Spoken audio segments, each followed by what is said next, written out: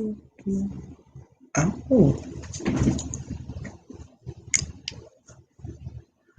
hello, hello, hello. Hi. So I'm doing this on multiple platforms. We'll see what happens. Started it a few minutes early just to get people in here, say hello and how are you? Um, the better video quality will probably be on Instagram because I'm using my phone as opposed to my laptop, but I think I'm not going to be doing too much except for reading and talking a lot. So, but yeah. So thank you all for joining. And yeah, I'm waiting for exactly 7 o'clock to start actually reading. So at this time, I'll take a moment to just give yet another disclaimer. It is probably the 18th that I have given, but if you are here for this reading and you want to hear the book, if you know it, then you already know. But if you are new to the novel and you expect it to be just like the movie, it is not. It is vulgar, it is crass, it is sad. Um, there are a lot of traumatic experiences that occur. So, yeah, I'm going to do the best I can to do it justice, and we'll see what happens.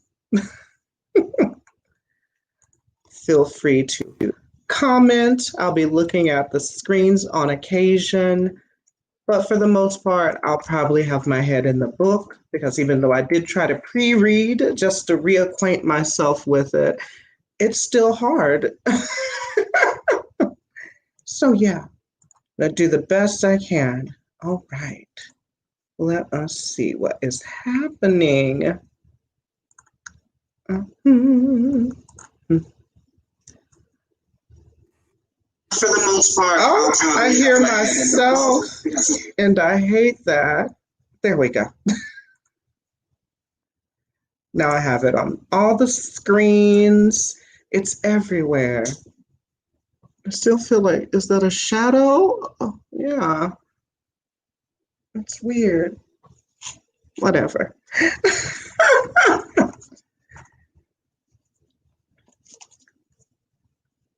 Come on in, invite your friends, listen to the soothing voice of Paula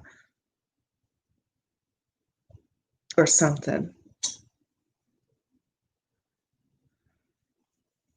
All right. I don't even know if you can hear me on Instagram. I hope you can.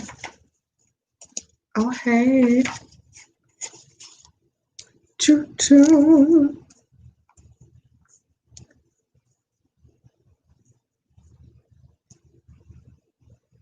Good evening. Hey.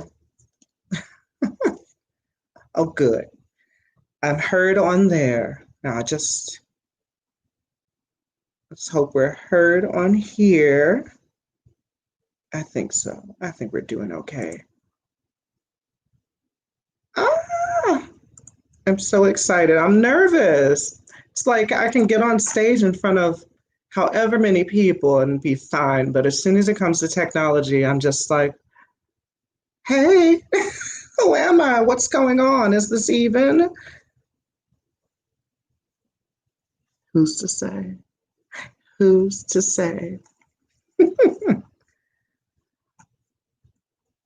How's everyone doing before we get started? Is there any pressing updates in your lives? Anything you want to share with me?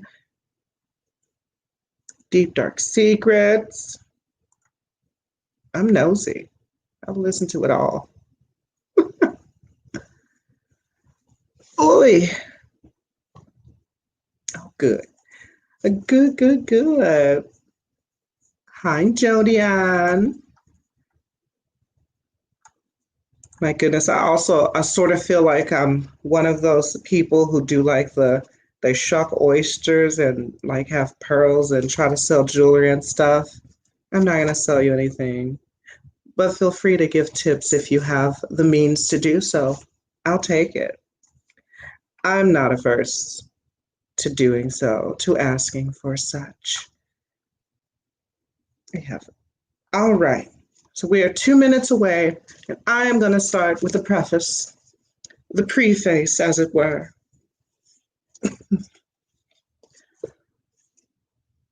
Whatever else The Color Purple has been taken for during its years since its publication, it remains for me a theological work examining the journey from religious back to spiritual that I spent much of my adult life prior to writing it seeking to avoid.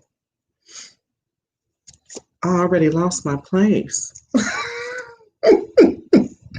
Having recognized myself as a worshiper of nature by the age of 11 because of my spirit resolutely wandered out the window to find trees and wind during Sunday sermons, I saw no reason why, once free, I should bother with religious matters at all.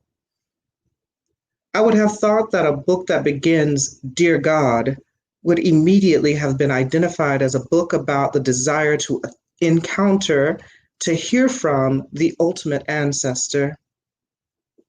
Perhaps it is a sign of our times that this was infrequently the case, or perhaps it is the pagan transformation of God from patriarchal male supremacist into trees, stars, wind, and everything else that camouflage for many readers the book's intent.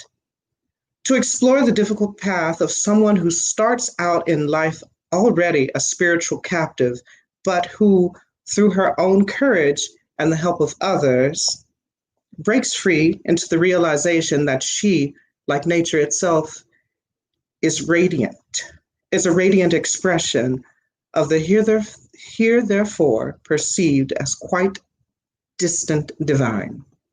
Oh, tongue twister. If it is true that it is what we run from that chases us, then The Color Purple, this color that is always a surprise but is everywhere in nature, is the book that ran me down while I sat with my back to it in a field, without the great mystery's word coming from any Sunday sermon or through any human mouth. There I heard and saw it moving in beauty across the grassy hills. No one is exempt from the possibility of a conscious connection to the all that is. Not the poor, not the suffering, not the writer sitting in the open field. This is the book in which I was able to express a new spiritual awareness, a rebirth into strong feelings of oneness. I realized I had experienced and taken for granted as a child a chance for me, as well as the main character Celie, to encounter that which is beyond understanding, but not beyond loving. And to say, I see and hear you clearly, great mystery, now that I expect to see and hear you everywhere I am, which is the right place. Those are from the words of Alice Walker. This is The Color Purple. That was the preface. There we go. I'm showing it both places. Before I get into the novel, I just want to say this book has helped me a lot. And just as Alice Walker said, I was always one that, born into a deeply religious family, going to church every Sunday and all of that. It's one of those things where you are taught your spirituality, and it's not something that you gain through experiences or learn, and in fact, or learn for yourself. It's always given to you in a sense. But as Alice Walker said, and as I had come to find later in life, our spiritual experiences teach us what our spirituality and religion can end up being. So yeah, I think that made sense. I hope so. If not, I'll watch it later and edit it out. All right. Now to begin with the actual novel. This is The Color Purple by Alice Walker, read by me, Paula Dean White. You know, you better not never tell nobody but God. It kill your mammy. Dear God, I am 14 years old. I have always been a good girl. Maybe you can give me a sign letting me know what is happening to me. Last spring, after little Lucius come, I heard them fussing. He was pulling on her arm. She say it too soon, Fonzo. I ain't well. And finally, he leave her alone. A week go by, he pulling on her arm again. She say, nah, I ain't gonna. Can't you see I'm already half dead? All these children? She went to visit her sister doctor over Macon, left me to see after the others. He never had a kind word to say to me, just say, you're gonna do what your mammy wouldn't. First, he put his thing up against my hip and sort of wiggle it around. And then he grabbed hold of my titties. Then he pushed his thing inside my pussy. When that hurt, I cried. He started to choke me, saying, you better shut up and get used to it. But I don't never get used to it. And now I feel sick every time I be in the one to cook.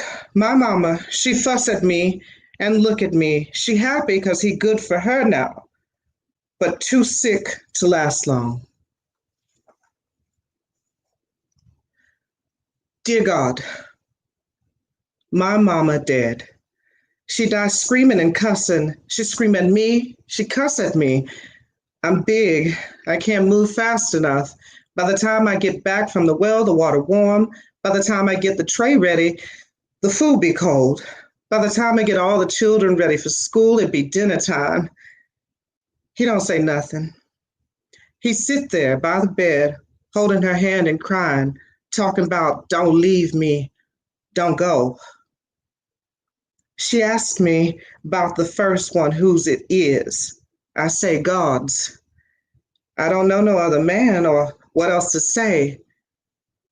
When I start to hurt and then my stomach start moving and then that little baby come out my pussy, chewing on its fist, you could have knocked me over with a feather. Don't nobody come see us. She got sicker and sicker. Finally, she asked where it is. I say, God took it. He took it. He took it while I was sleeping, killed it out there in the woods. Kill this one too if he can. Dear God, he act like he can't stand me no more. Say I'm evil and always up to no good. He took my other little baby, a boy this time, but I don't think he killed it. I think he sold it to a man and his wife over in Monticello. I got breasts full of milk running down myself. He say, why don't you look decent? Put on something. But what am I supposed to put on? I don't have nothing. I keep hoping he finds somebody to marry. I see him looking at my little sister. She's scared, but I say, I'll take care of you, with God help. Dear God, he come home with a girl from around Gray. She be my age, but they married. He be on her all the time. She walk around like she don't know what hit her. I think she thought she loved him, but he got so many of us all needing something. My little sister Nettie has got a boyfriend in the same shape almost as Pa. His wife died. She was killed by her boyfriend coming home from church. He got only 3 children, though. He's seen Nettie in church, and now every Sunday evening, here come Mr. I tell Nettie to keep at her books. It'd be more than a notion taking care of children ain't yourn. And look what happened to Ma. Dear God, he beat me today because he say I winked at a boy in church. I may have got something in my eye, but I didn't wink. I don't even look at men's. That's the truth. I look at women, though, because I'm not scared of them. Maybe because my mama cussed me, you think I kept mad at her, but I ain't. I felt sorry for my mama, trying to believe his story killed her. Sometimes he's still looking at Nettie, but always getting his light. Now I tell her to marry Mr. I don't tell her why. I say, marry him, Nettie, and try to have one good year out of life. After that, I know she'd be big. But me, never again. A girl at church say you get big if you bleed every month. I don't bleed no more.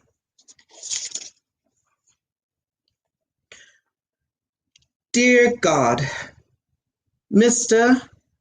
finally come right out and asked for Nettie hand in marriage, but he won't let her go.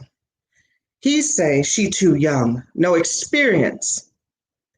Say Mr. got too many children already. Plus, what about the scandal his wife caused when somebody killed her? And what about all this stuff he hear about Suge Avery? What about that? I asked our new mammy about Suge Avery. What it is? What it is, I asked. She don't know, but she says she gonna find out. She do more than that. She get a picture. The first one of a real person I ever seen. She say Mr. was talking something out his blindfold to show Pa, and it fell out and slid under the table. Suge Avery was a woman, the most beautiful woman I had ever saw. She was pretty than Mama. She about 10,000 times more prettier than me. I see her there in furs, her face rouge, her hair like something tail. She grinning with her foot up on somebody's motor car, her eyes serious though, sad some. I asked her to give me the picture, and all night long I stare at it. And now when I dream of Suge Avery. She be dressed to kill, whirling and laughing. Dear God, I asked him to take me instead of Nettie while our mammy sick. But he just asked me what I'm talking about. I tell him I can fix myself up for him. I duck into my room and I come out wearing horsehair feathers and a pair of our mammy high heel shoes. He beat me for dressing trampy, but he do it to me anyway. Mr. come that evening, I'm in bed crying. Nettie, she finally see the light of day, clear. Our new mammy, she see it too. She in her room crying. Nettie tend to first one, then the other. She's so scared she go outdoors and vomit, but not out front where the two men's is. Mr. say, well, sir, I sure hope you done change your mind. He say, no, can't say I is. Mr. say, well, you know, my poor little one sure could use a mother. Well, he say, real slow, I can't let you have Nettie. She too young. Don't know nothing but what you tell her sides. I want her to get some more schooling. Make a school teacher out of her. But I can let you have Celie. She the oldest anyway.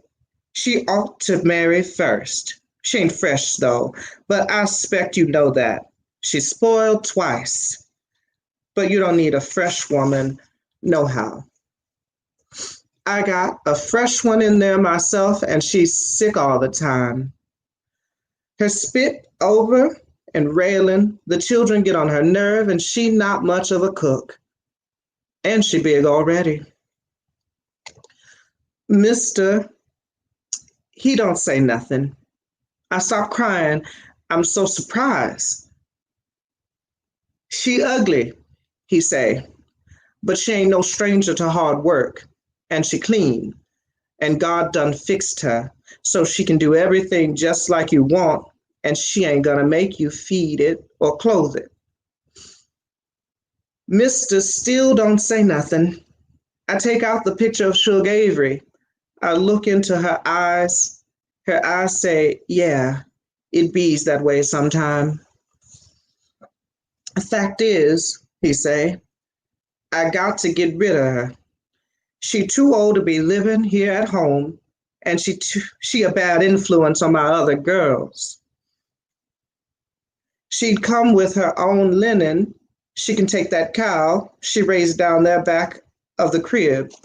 But Nettie, you flat out can't have. Not now, not never. Mister finally speak. Clearing his throat, I ain't never really look at that one, he say. Well, next time you come, you can look at her. She ugly, don't even look like she kin to Nettie, but she'll make the better wife. She ain't smart either, and I'll just be fair to you. You have to watch her, or she'll give away everything you own. But she can work like a man. Mister say, how old is she? He say, she near 20. And another thing, she tell lies.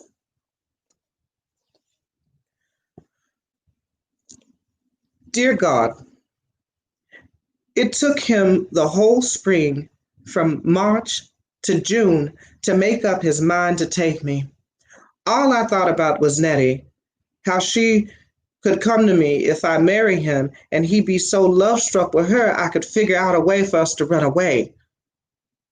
Us both be hitting Nettie's school books pretty hard because us know we got to be smart to get away. I know I'm not as pretty or as smart as Nettie, but she say I ain't dumb. The way you know who discover America, Nettie say, is think about cucumbers. That what Columbus sound like. I learned all about Columbus in first grade, but looked like the first thing I forgot. She say Columbus come here in boats called the Nita, the Peter, and the Santa Marita. Indians, so nice to him, he forced a bunch of them back home with him to wait on the Queen. But it's hard to think with getting married to Mister hanging over my head. The first time I got big, Pa took me out of school. He never cared that I love it, and that he stood there at the gate holding tight to my hand. I was all dressed for the first day. You too dumb to keep going to school, Pa say. Nettie the clever one in this bunch. But Pa, Nettie say, crying, silly smart too. Even Miss Beasley say so. Nettie dote on Miss Beasley. Think nobody like her in the world. Pa say, whoever listen to anything Addie Beasley have to say, she run off at the mouth so much no man would have her. That how come she have to teach school. He never look up from cleaning his gun. Pretty soon a bunch of white men come walking across the yard. They have guns too. Pa get up and follow him. The rest of the week I vomit and dress wild game. But Nettie never give up. Next thing I know, Miss Beasley at our house trying to talk to Pa. She say, long as she been a teacher, she never know nobody want to learn bad as Nettie and me. But when Pa called me out and she see how tight my dress is, she stopped talking and go. Nettie still don't understand. I don't neither. All us notice is I'm all the time sick and fat. I feel bad sometimes. Nettie done passed me in learning, but look like nothing she say can get in my brain and stay. She try to tell me something about the ground not being flat. I just say, yeah, like I know it. I never tell her how flat it looked to me. Mr. come finally one day looking all drug out. The woman he had helping him done quit. His mammy done said, no more. He say, let me see her again. Pa called me. Celie, he say, like it wasn't nothing. Mister want another look at you. I go stand in the door. The sunshine in my eyes. He's still up on his horse. He looked me up and down. Paul rattled his newspaper. Move up. He won't bite, he say. I go closer to the steps, but not too close because I'm a little scared of his horse. Turn around, Paul say. I turn around. One of my little brothers come up. I think it was Lucius. He fat and playful all the time, munching on something. He say, what you doing that for? Paul say, your sister thinking about marriage. Didn't mean nothing to him. He pulled my dress tail and asked, can he have some blackberry jam out the safe? I say, yeah. She good with children, Paul say, rattling his paper open more. Never heard her say a hard word or nary one of them. Just give them everything they ask for is the only problem. Mister say, that cow still coming? He say, her cow.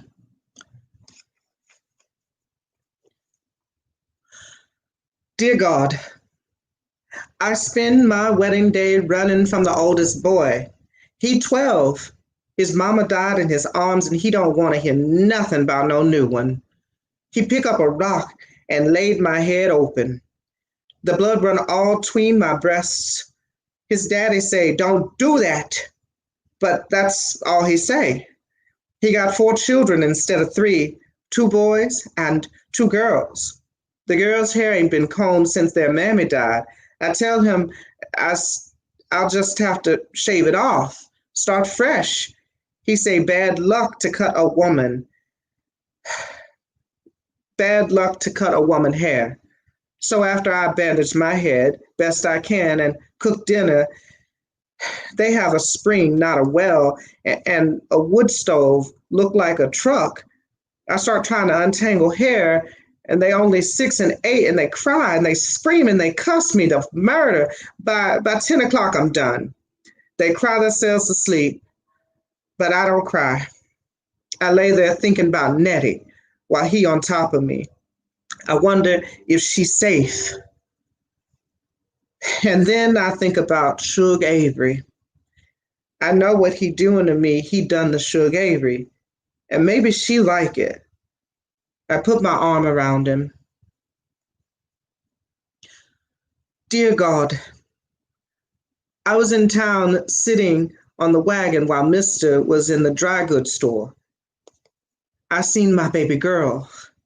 I knowed it was her. She looked just like me and my daddy, like more us than us is ourself. She be tagging along behind a lady and they be dressed just alike. They pass the wagon and I speak.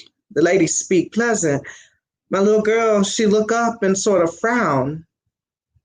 She fretting over something. She got my eyes just like they is today, like everything I seen, she seen, and she pondering it. I think she mine. My heart says she mine, but I don't know she mine. If she mine, her name Olivia. I embroider Olivia in the seat of all her daddies. I embroider a lot of little stars and flowers too. He took the days when he took her. She was about 2 months old. Now she's about 6. I climbed down from the wagon and followed Olivia and her new mammy into the store. I watch her run her hand alongside the counter like she ain't interested in nothing. Her ma's buying cloth. She say, don't touch nothing. Olivia yawned. That real pretty, I say, and help her mama drape a piece of cloth close to her face. She smiled. Gonna make me and my girl some new dresses, she say. Her daddy be so proud. Who her daddy? I blurt out. It like at last somebody I know. She say, Mr. But that ain't my daddy name. Mr. Who? I say, who he? She looked like I asked something none of my business. The Reverend Mister, she say, and then turned her face to the clerk. He say, girl, you want that cloth or not? We got other customers sides you. She say, yes, sir. I want 5 yards, please, sir.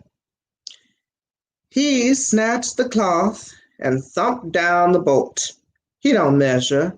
When he think he got 5 yard, he tear it off. That $1.30, he say. You need thread? She say, nah. Nah, sir. He say, you can't sew without thread. He pick up a spool and hold it against the cloth. That look like it about right color, don't you think? She say, yes, sir. He start to whistle. Take $2, give her a quarter back. He look at me. You want something, gal? I say, nah, sir. I trail along behind them on the street. I don't have nothing to offer, and it feels poor. And I feels poor. She look up and down the street. He ain't here. He ain't here. She say it like she gonna cry.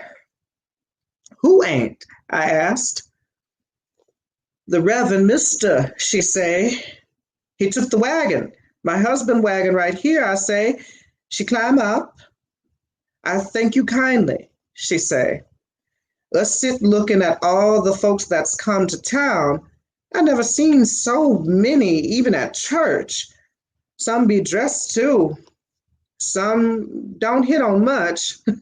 Just get all up the lady's dress. She asked me, who is my husband? Now I know all about hers. She laughed a little bit. I say, Mr. She say, sure enough. Like she know all about him. Just didn't know he was married. He a fine looking man, she say, not a finer looking one in the country, white or black, she say. He do look all right, I say, but I don't think about it while I say it. Most times, men's look pretty much alike to me. How long you had your little girl, I asked. Oh, she be 7, her next birthday. And when that, I asked, she think back, and then she say December. I think November. I say, real easy, what you call her? And she say, oh, we calls her Pauline. My heart knock. Then she frowned, but I calls her Olivia. Why do you call her Olivia if it ain't her name? I asked. Well, just look at her. She say sort of impish, turning to look at the child. Don't she look like Olivia to you? Look at her eyes, for God's sake. Somebody old would have eyes like that. So I call her Old Olivia. She chuckled. Nah, Olivia, she say, patting the child hair. Well, here come the Reverend Mister, she say.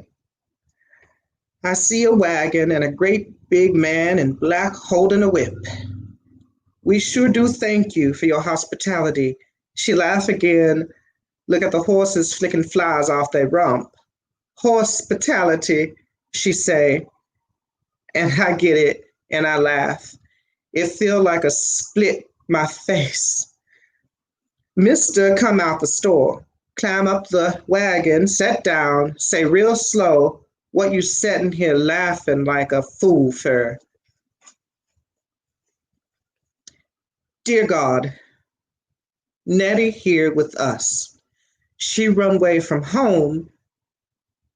She say She hate to leave our stepmom, but she had to get out. Maybe find help for the other little ones. The boys be all right, she say. They can stay out his way. When they get big, they gonna fight him. Maybe kill, I say. How is it with you and Mister? She asked, but she got eyes. He's still like her.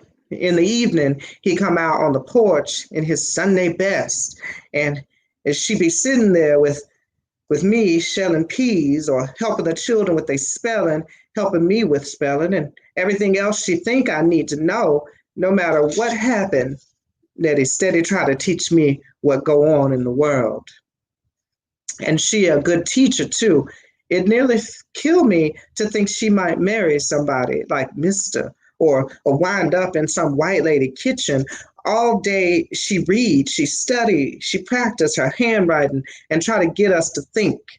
Most days I feel too tired to think. But Patient, her middle name.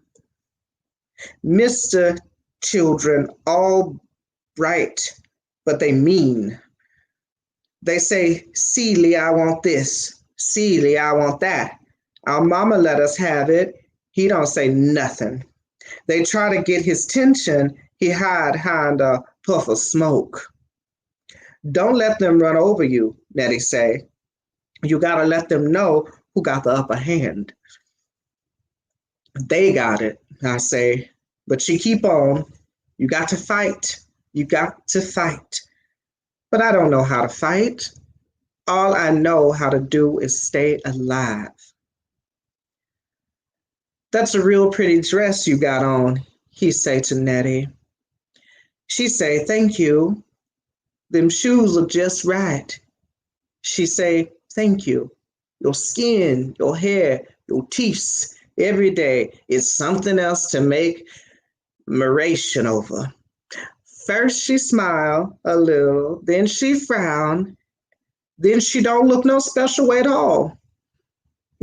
She just stick close to me. She tell me, your skin, your hair, your teeth. He try to give her a compliment. She pass it on to me. After a while, I get to feeling pretty cute. Soon he stop.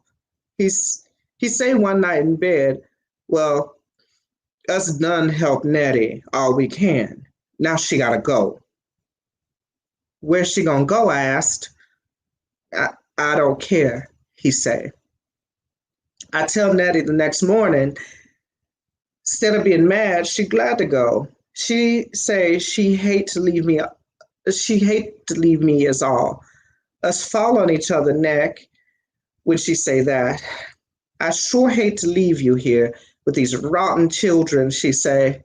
Not to mention with Mister. It's like seeing you buried, she say. It's worse than that, I think. If I was buried, I wouldn't have to work. But I just say, never mind. Long as I can spell G-O-D, I got somebody along. But I only got one thing to give her, the name of Reverend Mister. I tell her to ask for his wife, and maybe that would help. She the only woman I even seen with money. I say, right? She say, what? I say, right. She say, nothing but death can keep me from it. She never right.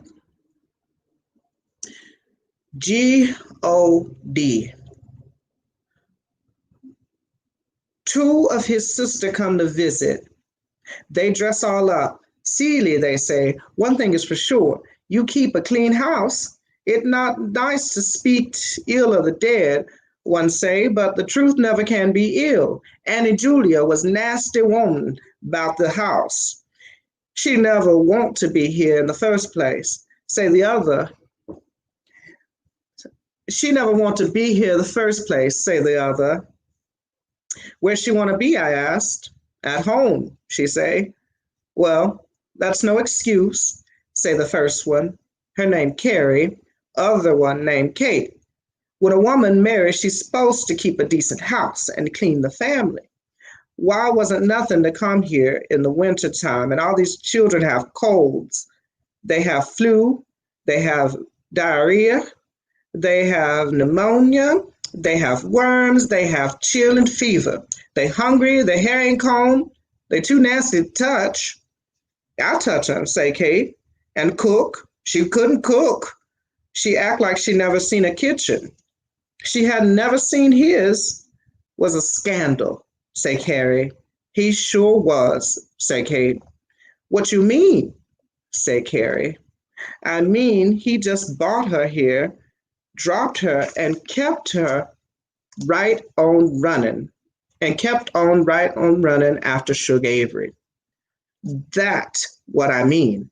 Nobody to talk to, nobody to visit. He'd be gone for days. Then she start having babies, and she young and pretty.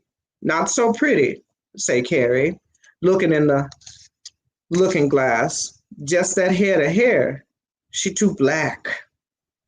Well, brother must like black. Suge Avery black as my shoe. Suge Avery, Carrie say. I'm sick of her. Somebody say she going around trying to sing. What she got to sing about? She wearing dresses all up her leg and headpieces with little balls and tassels hanging down. Look like a window dressing. My ears perk up when they mention Suge Avery. I feel like I want to talk about her my own self, then they hush. I'm sick of it too, say Kate, letting out her breath. And you're right about Celie here. Good housekeeper, good with children, good cook. Brother couldn't have done better if he tried. I think about how he tried. This time, Kate come by herself. She may be 25, old maid. She look younger than me, healthy, eyes bright, tongue sharp. Buy Celie some clothes, she say to Mister. She need clothes? He asked. Well, look at her. He look at me. It like he looking at the earth. It needs something, he says. She go with me in the store. I think what color Suge Avery would wear. She like green to me. She like a queen to me. So I say to Kate, something purple, maybe a little red in it too. But us look and no purple. Plenty of red, but she say, nah, he won't to pay for red. He won't pay for red. Too happy looking. We got choice of brown, maroon, or navy blue. I say blue. I can't remember being the first one in my own dress. Now to have one made just for me, I try to tell Kate what it means.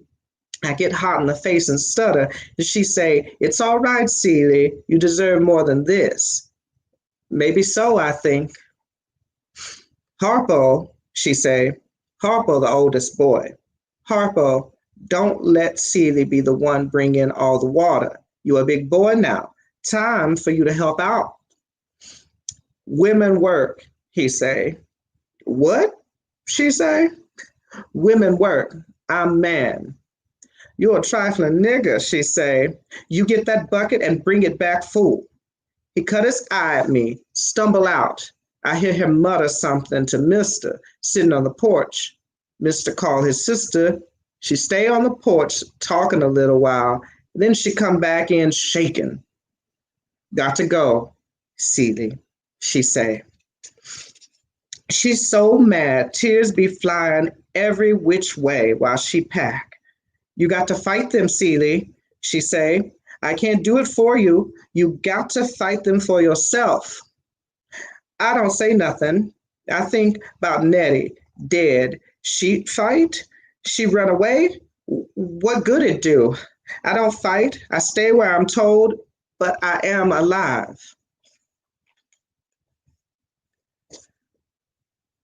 Dear God, Harpo asked his daddy why he beat me. Mister say, 'cause she my wife, plus she stubborn. All women good for. He don't finish. He just tuck his chin over the paper like he do. Remind me of Paul. Harpo asked me, how come you stubborn?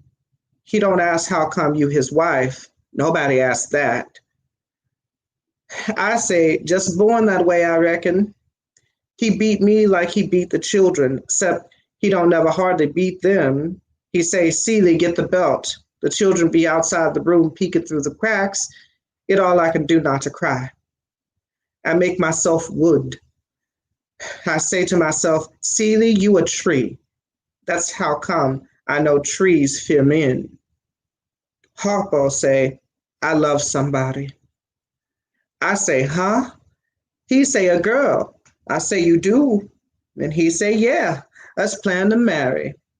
Marry, I say, you're not old enough to marry. I is, he say, I'm 17, she 15, old enough. What her mama say, I asked. Ain't talk to her mama. What her daddy say, ain't talk to him neither. Well, what she say, us ain't never spoke. He duck his head. He ain't so bad looking, tall and skinny, black like his mama, with great big bug eyes. Where y'all see each other, I asked. I see her in church, he say. She see me outdoors. She like you? I don't know. I wink at her. She act like she's scared to look. Where her daddy at while all this going on? Amen. Around the corner, he say.